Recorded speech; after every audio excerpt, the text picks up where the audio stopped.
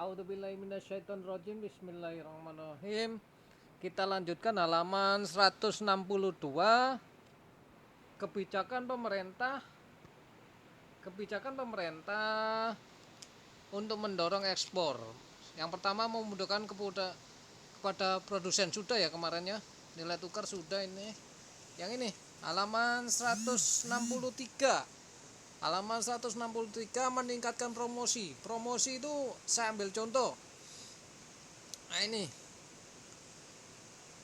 pemerintah mengusahakan membuat berbagai kebijakan terkait dengan ekspor, mendorong berkembangnya dalam negeri. Promosi itu dagang tersebut dilakukan oleh individu, lembaga swasta maupun pemerintah.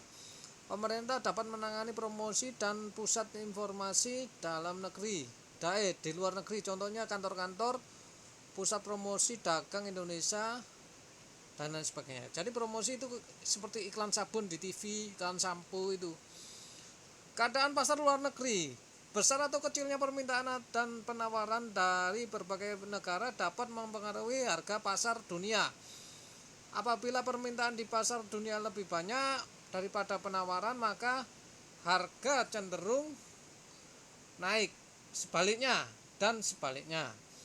Keuletan eksportir untuk menangkap peluang pasar. Seorang eksportir harus pandai menangkap dan memanfaatkan peluang pasar. Dengan kepandaian tersebut, mereka dapat memperoleh wilayah pemasaran luas. Oleh karena itu, para eksportir harus ahli di bidang strategi pemasaran. Kondisi sosial, ekonomi, politik suatu negara. Bidang ekonomi dan politik merupakan bidang yang terkait satu sama lain. Ketika ada kestabilan pada salah satu bidang, maka bidang lain akan mempengaruhi. Contohnya, negara tujuan ekspor sedang mengalami kerusuhan politik berupa perang antar suku. Hal ini sangat mempengaruhi keberlangsungan proses ekspor ke negara tersebut. Lanjut halaman 164. 164, renungkan. Pernahkah kalian mendengar berita konflik atau kerusuhan antar suku di negara kita? Apakah menurutmu hal itu merupakan sikap bijaksana sebagai warga negara yang berpikiran maju? Tentu saja bukan. Indonesia terdiri dari berbagai ragam suku bangsa yang memperkaya bangsa, bukan untuk dipertengkarkan.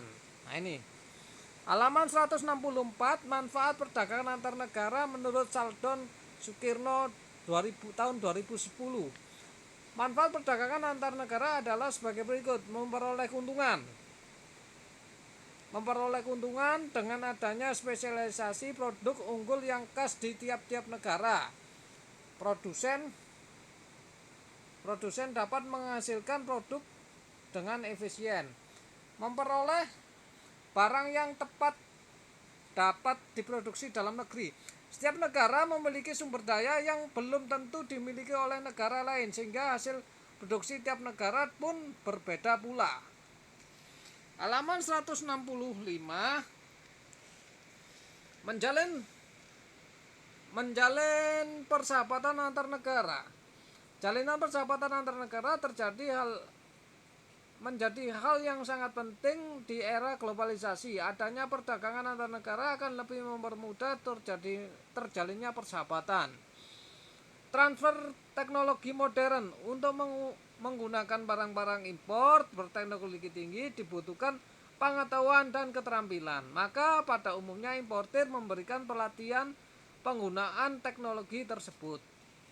Faktor-faktor yang mendorong perdagangan antar negara. Banyak faktor yang mendorong suatu negara melakukan perdagangan antar negara. Yang pertama, memenuhi kebutuhan barang dan jasa dalam negeri. Dua, keinginan memperoleh keuntungan dan meningkatkan pendapatan negara. Tiga, adanya perbedaan kemampuan penguasaan ilmu, pengetahuan, dan teknologi dalam mengelola sumber daya ekonomi. Lanjut halaman 166. 166, perbedaan perdagangan antar pulau dan perdagangan antar negara.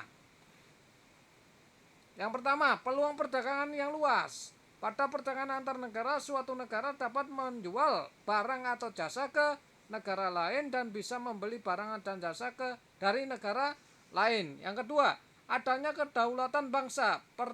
Pada perdagangan antar negara, bangsa-bangsa dapat mengatur aliran barang, jasa tenaga kerja, dan keuangan. Penggunaan kurs tukar. Dalam melakukan perdagangan antar negara, negara-negara menggunakan kurs tukar yang berbeda.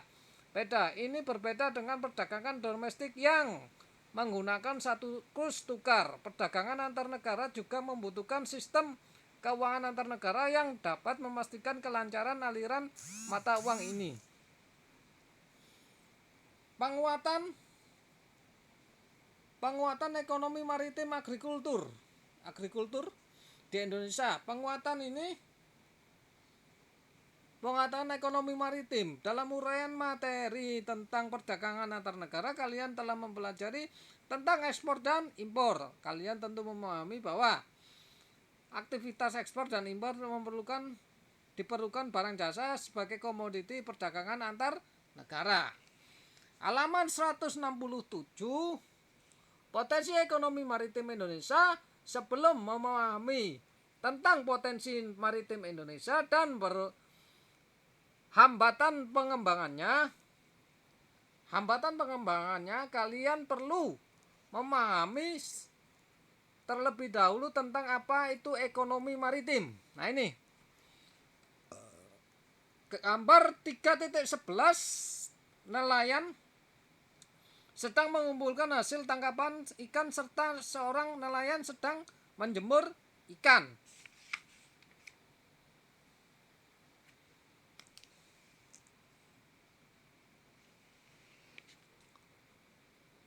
Gambar pertama, halaman 168 ya. Adalah gambar beberapa nelayan sedang mengumpulkan hasil tangkapan ikan. Gambar kedua adalah gambar yang sedang menjemur hasil tangkapan ikan. Setelah kalian amati kedua gambar, ini ada tugas ya, nanti aja. Belakangan halaman 170 terakhir.